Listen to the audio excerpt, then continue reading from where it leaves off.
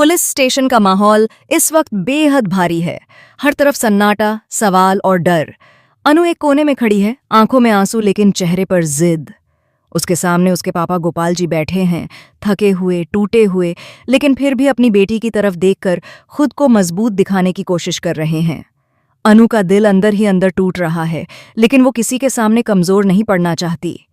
तभी अचानक police station का दरवाजा खुलता है और वहां आर्य की एंट्री होती है। जैसे ही अनु आर्य को देखती है, उसकी आंखों में छुपा दर्द बाहर आने लगता है।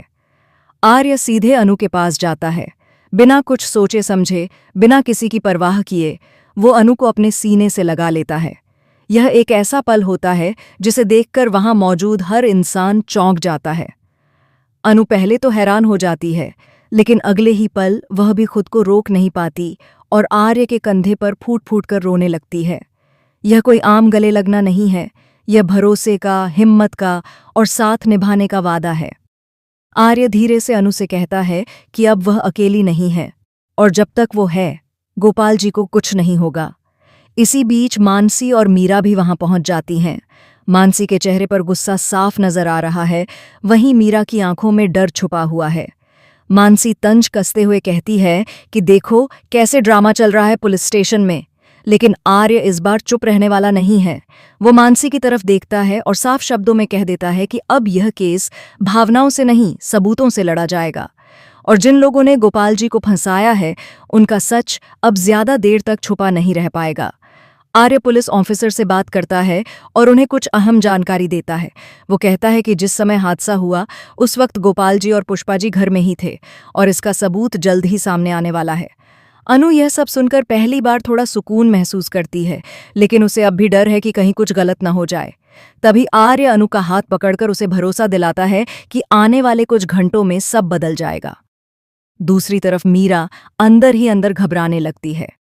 उसे एहसास हो जाता है कि आर्य अब सही दिशा में पहुंच चुका है। अगर सीसीटीवी फुटेज सामने आ गई तो सारा खेल खत्म हो जाएगा।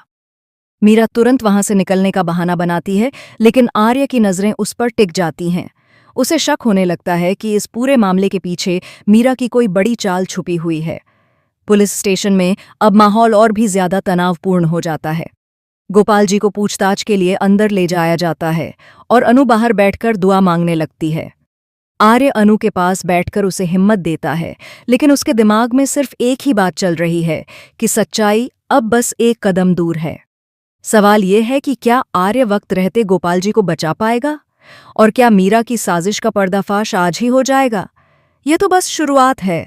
आगे आने वाला है और भी बड़ा तूफान, जो कई रिश्तों की सच्चाई सामने लाने वाला है। पुलिस स्टेशन के बाहर बैठी अनु की धड़कनें तेज होती जा रही हैं। हर गुजरता सेकंड उसे भारी लग रहा है। उसके दिमाग में बार बार वही सवाल घूम रहा है कि अगर इस बार भी कुछ गलत हो गया तो क्या होगा। तभी अंदर से एक पुलिस ऑफिसर बाहर आता है और आर्य को अंदर बुलाता है।